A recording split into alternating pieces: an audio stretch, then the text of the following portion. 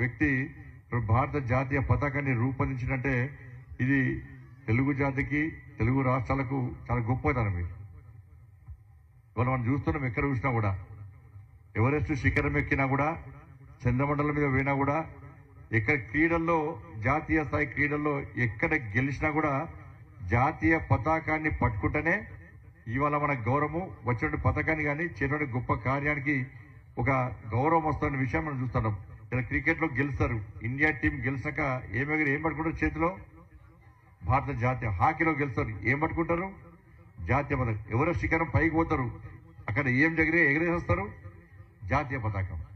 అటువంటి ఒక గొప్ప కార్యక్రమాన్ని కూడా మనం ఇలా ఇక్కడ నిర్వహించుకోవడం చాలా సంతోషం.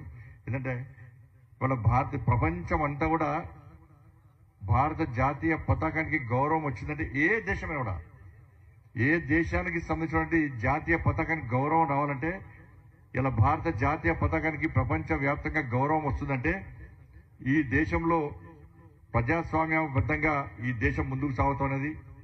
ఆర్థిక ప్రగతిలో ఏ దేశం ముందుకు వస్తే, ఏ దేశం శక్తివంతంగా తయారవుతుందో, ఏ దేశంలో ప్రజలందరూ ఐక్యతగా ఉంటారో, ఏ దేశం ధైర్యాన్ని శక్తిని ప్రదర్శిస్తుందో ఆ దేశం యొక్క జాతీయ పతాకం ప్రపంచంలోని అన్ని దేశాలు గౌరవిస్తాయి, గుర్తిస్తాయి, సెల్యూట్ చేస్తాయి. ఇవాళ భారత జాతీయ పతాకానికి ప్రపంచం అంతా కూడా సెల్యూట్ చేస్తుందంటే ఇవాళ భారతదేశంలో వెలుగుస్తున్న ప్రజాస్వామ్యం కానీ, ఆర్థిక ప్రగతిలో 10వ స్థానంలో నుండి భారతదేశం ఇలా 5వ స్థానానికి రావడం, మళ్ళీ ఇంకో 5 సంవత్సరాల్లో 3వ స్థానానికి వచ్చే అవకాశం ఉంది. 2047 వరకు నెంబర్ 1 స్థానానికి భారత ఆర్థిక ప్రగతి ముందుకు వచ్చే అవకాశం ఉంది. కాబట్టి ప్రపంచం అంతా కూడా వాళ్ళ భారతదేశం వైపు చూస్తూ ఉన్నారు, భారత జాతిని పొగుడుతూ ఉన్నారు. కాబట్టి అన్ని రంగాల్లో స్వాతంత్రానికి ముందు, స్వాతంత్రానికి తర్వాత ఈ దేశం ఏ విధంగా అభివృద్ధి చెందిందో, చేతులుంటే అభివృద్ధి చెందుతున్న అభివృద్ధిని చూసే ఇలా భారత జాతీయ పతాకానికి భారతదేశానికి గౌరవం వస్తుంది. భారత జాతీయ పతాకం గౌరవం వచ్చిందంటే మనకు గౌరవం వచ్చినట్టు.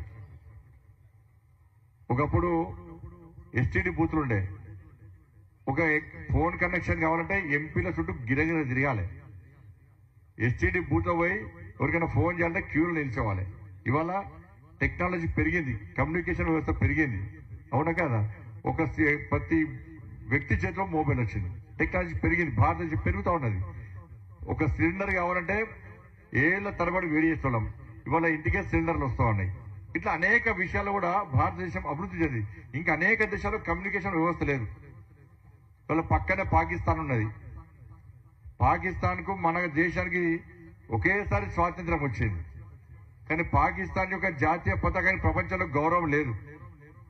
పాకిస్తాన్ భారత జాతీయ పాకిస్తాన్ పతాకాన్ని ఎవరు గుర్తిస్తలేరు. ఎందుకంటే ప్రజాస్వామ్యం లేదు, అక్కడ స్వేచ్ఛ లేదు, అక్కడ మహిళలకు స్వేచ్ఛ లేదు. అక్కడ ఆ దేశ ప్రధానిని కానీ, ఆ దేశ అధ్యక్షుని కానీ పదవి పోయిన తర్వాత ఉన్నప్పుడు కానీ మిలిటరీ వాళ్ళు ఎప్పుడైనా ఏ స్థలంలో అరెస్ట్ చేసే అవకాశం ఉంది. దాన్ని ప్రజాస్వామ్యం అన్నారు. మిలిటరీ చేతిలో పాకిస్తాన్ నడుస్తున్నది, కానీ భారతదేశం ప్రజల చేతిలో నడుస్తున్న ప్రజాస్వామ్యబద్ధంగా నడుస్తూ ఉన్నది. కానీ ఇతర దేశాలకు మన దేశాలకు తేడా అది. మనం చూస్తాం, రష్యా ఉక్రెయిన్ యుద్ధం జరిగినప్పుడు అనేక మంది భారతీయ యువకులు ఆ ఉక్రెయిన్ లో చిక్కుకున్నప్పుడు 2 దేశాలతో మాట్లాడి, ఈ దేశ ప్రధాని ఆ దేశ ప్రధాని, ఈ దేశ అధ్యక్షుడు ఆ దేశ అధ్యక్షుడితో మాట్లాడి మన భారతీయ యువకులను అక్కడి నుంచి క్షేమంగా తీసుకురావడానికి 2 దేశాల అధ్యక్షులు ఏం చెప్పారు? మీ యువత చేతిలో, మీ భారతీయ చేతిలో మీ భారత జాతీయ పతాకాన్ని పెట్టుకుని బయటికి రమ్మనండి.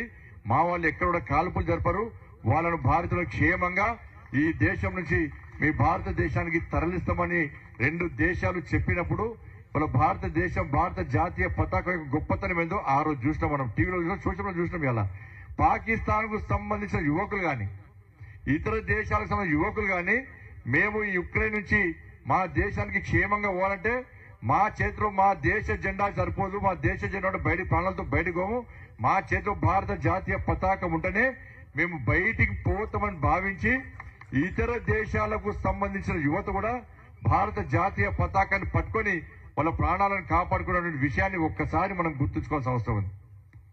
కాబట్టి అటువంటి జాతీయ పతాకానికి ప్రపంచ వ్యాప్తంగా గౌరవం వస్తే మనం కూడా భారతీయులుగా మన భారత జాతీయ పతాకాన్ని గౌరవించాల్సిన అవసరం ఉంది.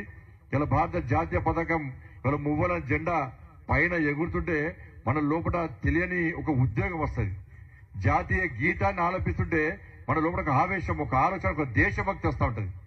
కాబట్టి జాతీయ పతాకాన్ని చూసినప్పుడు దేశభక్తి కాదు, జాతీయ గీతం పాడినప్పుడు దేశభక్తి కాదు. నిరంతరం ఈ దేశం కోసం, ఈ ధర్మం కోసం, ఈ సమాజం కోసం, ఈ దేశాన్ని రక్షించాలని చెప్పి ఆలోచన ఉన్నటువంటి వ్యక్తే నిజమైన భారతీయుడు. ఇవాళ భారత జాతీయ పతాకం ఎగురుతున్నప్పుడు మన కళ్ళల్లో ఏం కనవాలి? ఈ దేశం కోసం ప్రాణత్యాగం చేసేవాడి, ఈ దేశ స్వాతంత్ర్యం కోసం అసూలు బాసినటువంటి ఆ అమరవీరులు మన కళ్ళలో కొనాలి. ఒక గాంధీ మహాత్ముడు కనవాలి, ఒక వీర సావర్కర్ కనబడాలి, ఒక సర్దార్ భగత్ సింగ్ కనబడాలి. ఇటువంటి మహనీయులను తలుస్తూ మన జాతీయ గీతాన్ని ఆలపించాలి తప్ప ఇవాళ కేవలం స్టైల్ కోసమో జెండా ఎగరేయడం, స్టైల్ కోసం జాతీయ గీతాన్ని ఆలపించేటువంటి వ్యక్తులు భారతీయులు కాదు. నిరంతరం వాళ్ళు మన కోసం ప్రాణత్యాగం చేశారు. వాళ్ళ త్యాగం వల్లనే వాళ్ళ భారత జాతీయ పతాకాన్ని స్వేచ్ఛగా ఎగురుచుకునేటువంటి అవకాశం మనకు వచ్చింది. కాబట్టి అందుకే ఇవాళ ప్రపంచంలో భారతదేశం శక్తివంతమైన దేశంగా మారుతుందంటే అన్ని రంగాల్లో అందరం కలిసిమెలిసి అభివృద్ధి చేసుకుంటాం కాబట్టి, అందరి ఐక్యతను ప్రదర్శిస్తున్నాం కాబట్టి వాళ్ళ భారతదేశానికి ఆ స్థాయి గౌరవం వస్తుందన్న విషయాన్ని మనందరం గుర్తుంచుకోవాల్సిందిగా మీ అందరికీ విజ్ఞప్తి చేస్తూ, మీరు ఇంత పెద్ద ఎత్తున తరలి వచ్చి ఎండ కొడుతున్నప్పుడు కూడా మీ దేశభక్తిని